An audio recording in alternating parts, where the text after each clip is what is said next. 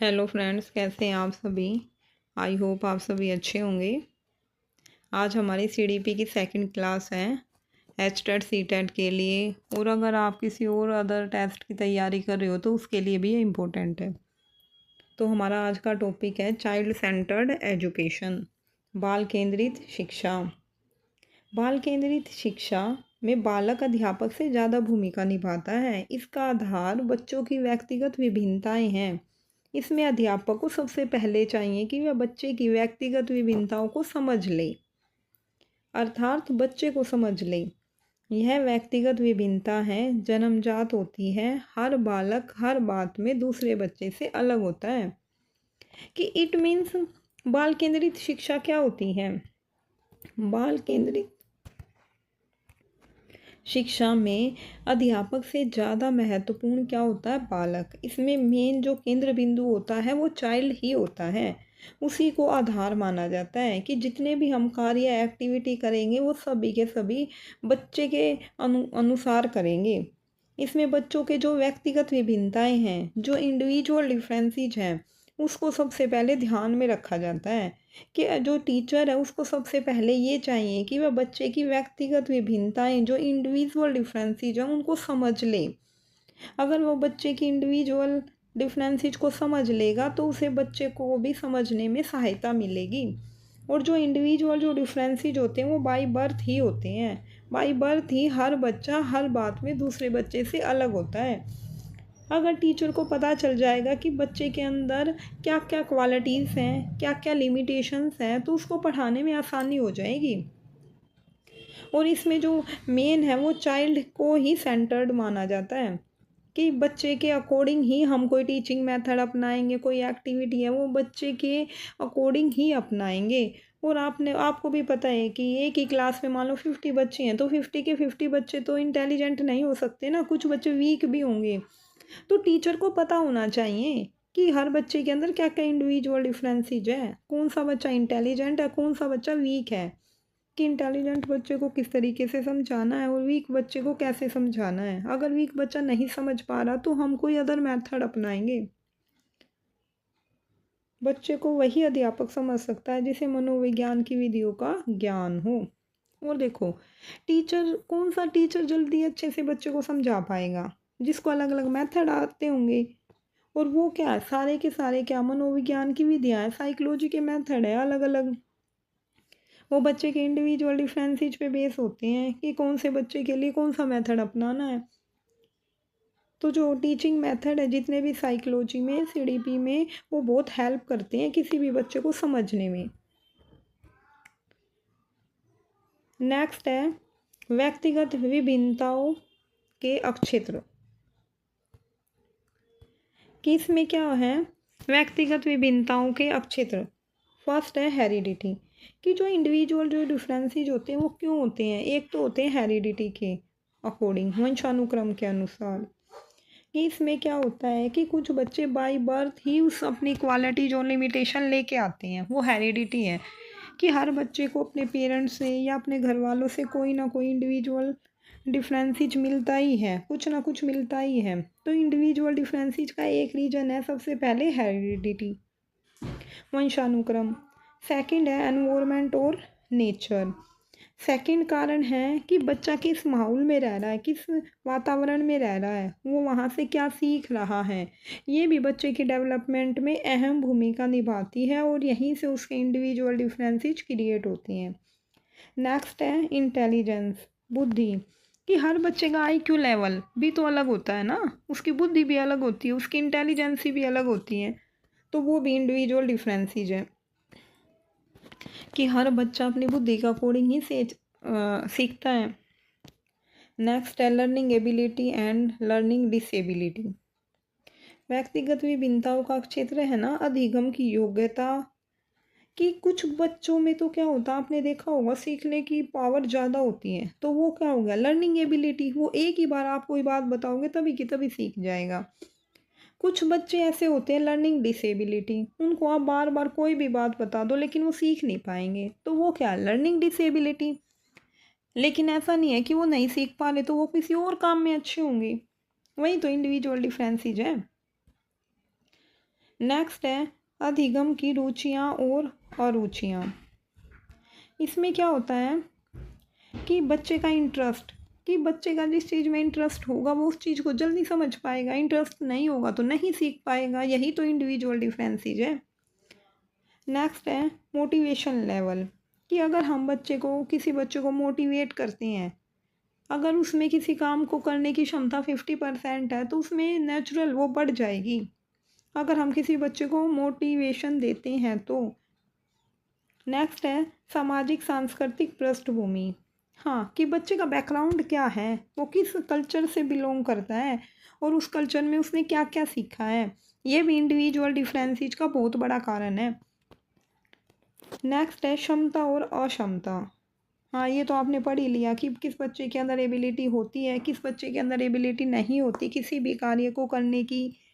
कि हर बच्चा एक ही कार्य को, ऐसा नहीं है कि एक बच्चे ने एक कार्य को कर दिया और दूसरा बच्चा नहीं कर पाया तो दूसरा बच्चा किसी दूसरे कार्य को कर पाएगा। ऐसा तो नहीं है ना कि मतलब एक बच्चा वो कोई भी काम नहीं कर सकता, ऐसा तो पॉसिबल ही नहीं है। अगर एक बच्चा खेल में अच्छा तो दूसरा बच्चा स्टडी में अच्छा होगा, एक बच्चा पेंटिंग में अच्छा तो दूसरा बच्चा डांसिंग में अच्छा होगा। नेक्स्ट है पूर्व ज्ञान और पूर्व अनुभव। इसमें क्या प्रीवियस नॉलेज, अगर किसी बच्चे को पहले से ही किसी चीज़ का ज्ञान है तो वो क्या है उसके सीखने में बहुत ज़्यादा हेल्प करेगा न्यू नॉलेज को। प्रीवियस नॉलेज काफ़ी हेल्पफुल होती है न्यू नॉलेज को गेन करने के लिए। जैसे देखो, अगर आप किसी बच्चे को, ये मैं बच्चे का एग्जाम्पल नहीं, अगर आप किसी अनपढ़ व्यक्ति को कोई चीज़ सिखा रहे हैं, ये सीडीपी की क्लास उसको दिखाएंगे तो उसको कुछ समझ ही नहीं आएगी। लेकिन कोई थोड़ा बहुत पढ़ा लिखा व्यक्ति उसको दिखाएंगे तो उसको समझ आ जाएगी, क्यों, उसको प्रीवियस नॉलेज है। ऐसे ही बच्चे के अंदर है कि अगर बच्चे ने कोई एक्टिविटी पहले कर रखी है तो उसको ईजिली नेक्स्ट टाइम कर पाएगा। नेक्स्ट है लर्निंग स्टाइल, अधिगम शैलियाँ। हाँ, कि इंडिविजुअल डिफरेंसेस के और क्या क्षेत्र है कि अलग अलग लर्निंग की शैलियों को अपनाएं हम, कि अलग अलग मेथड अपनाएंगे, अधिगम अलग अलग तरीके से कराएंगे। कि कभी हमने लेक्चर मेथड अपना लिया, कभी हमने कोई एक्टिविटी बेस्ड मेथड अपना लिया, कभी हमने ग्रुप डिस्कशन करा दी, कभी हमने डिबेट करा दी, तो वो क्या लर्निंग स्टाइल है। नेक्स्ट है बाल केंद्रित शिक्षा की विशेषताएं। इस शिक्षा में अध्यापक सभी बच्चों के व्यक्तिगत भेदों का पूरा ध्यान रखता है, हर बालक का व्यक्तिगत ध्यान रखता है। कि इसमें क्या होता है, बाल केंद्रित शिक्षा में टीचर को बच्चे के जो इंडिविजुअल डिफरेंसेस हैं वो ध्यान में रखने पड़ते हैं, हर बच्चे के। कि क्लास में मान लो 30 बच्चे हैं तो 30 बच्चे के इंडिविजुअल डिफरेंसेस पे अलग अलग ध्यान देगा टीचर। और इसमें फर्स्ट पॉइंट है लचीलेपन का कारक, फ्लेक्सिबिलिटीज। हाँ, कि इसमें क्या होगा, टीचर को फ्लेक्सिबल रहना पड़ेगा। कि मान लो 30 बच्चे हैं तो 30 चीज़ें उसको नहीं मिलेंगी ना, तो हर बच्चे के अकॉर्डिंग उसको नया नया कुछ कुछ करना पड़ेगा। तो वो क्या फ्लेक्सिबिलिटी, फ्लेक्सिबिलिटी में सबसे पहले वो क्या अपनाएगा, शिक्षण अधिगम सामग्री। इसमें बच्चों की आवश्यकता के अनुसार शिक्षण अधिगम सामग्री का उपयोग किया जाता है। अध्यापक शिक्षण अधिगम के हर कारक को लचीला रखता है। ये इसमें क्या है, जो टीचर है ना वो हर बच्चे के अकॉर्डिंग, बच्चे की आवश्यकता के अनुसार अलग अलग टीचिंग एड्स को अपनाएगा ताकि बच्चा इजी वे में और जल्दी से सीख पाए। और लचीलेपन वाले सभी आंसर सही होते हैं, ठीक है। जहाँ पे फ्लेक्सिबिलिटी होती है वहाँ पे सभी एक्टिविटी, सभी आंसर ठीक होते हैं। इसी का सेकंड है कक्षा में बैठने की व्यवस्था। कि टीचर को क्या करना चाहिए कि अधिगम को अच्छा कराने के लिए सीटिंग अरेंजमेंट भी अच्छी करनी चाहिए। यदि अध्यापक कक्षा अधिगम के उद्देश्य हेतु बच्चों के समूह बनाता है तो इस बदलाव की बैठने की योजना में लचीलापन होता है। कि अगर ग्रुप डिस्कशन करा रहा है तो उसमें क्या होना चाहिए कि बच्चे को इसकी इच्छा अनुसार सीटिंग देनी चाहिए। सेकंड है समूह के प्रकार, एबिलिटीज ग्रुप, योग्यता समूह। और इसका फर्स्ट पॉइंट है, ये इंपॉर्टेंट है भाई, वेरी इंपॉर्टेंट है यहाँ पे, ये होमोजीनियस ग्रुप, बहुत बार क्वेश्चन पूछे जाते हैं यहाँ से कि होमोजीनियस ग्रुप क्या होता है। ये होते हैं समयोग्यता वाले बालक, समयोग्यता समूह, एक जैसी योग्यता वाले बालक।